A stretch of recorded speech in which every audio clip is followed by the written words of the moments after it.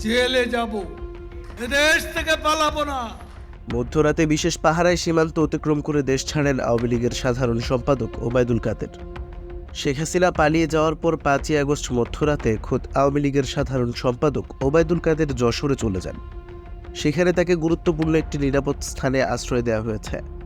পরদিন তিনি বিশেষ প্রহরায় সীমান্ত অতিক্রম করেন বলে জানিয়েছেন যশোর ও বেনাপোলের বেশ কয়েকটি দায়িত্বশীল সূত্র।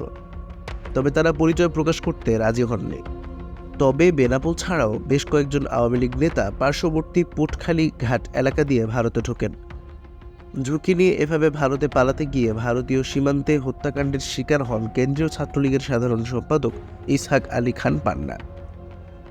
ভারতীয় অংশের দালালরা একা পেয়ে নির্যাতনের পর গলা টিপে হত্যা করে। বেশ কয়েকদিন পড়ে থাকার পর পান্নার অর্ধগলিত লাশ উদ্ধার করে পশ্চিমবঙ্গের পুলিশ। সংশ্লিষ্টরা বলেছেন, দালালদের সহায়তায় একের পর এক আওয়ামী লীগ নেতা ভারতে পালাতে সক্ষম হওয়ায় স্থানীয়দের অনেকেই ক্ষুব্ধ হয়েছে।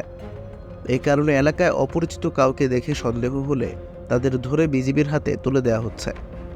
কয়েকজন সাবেক মন্ত্রী ছাড়া অধিকাংশ ব্যক্তি দেশ ছাড়ার জন্য ভারত সীমান্ত বেছে নিয়েছেন। দেশ ত্যাগের জন্য তারা যশোর, ব্রাহ্মণবাড়িয়া, কুমিল্লা, হবিগঞ্জ, সিলেট, দিনাজপুরের হিলি ও পঞ্চগড়ের বাংলাবান্ধা সীমান্ত ব্যবহার করেছেন। তাদের পারাপারের কাজে বিভিন্ন সীমান্তে গড়ে উঠেছে একাধিক চক্র। এই চক্রের সদস্যরা প্রভাবশালীদের পার করে দিয়ে বিপুল অঙ্কের টাকা হাতিয়ে নিচ্ছে বলে এক প্রতিবেদনে জানিয়েছে দৈনিক যুগান্তর।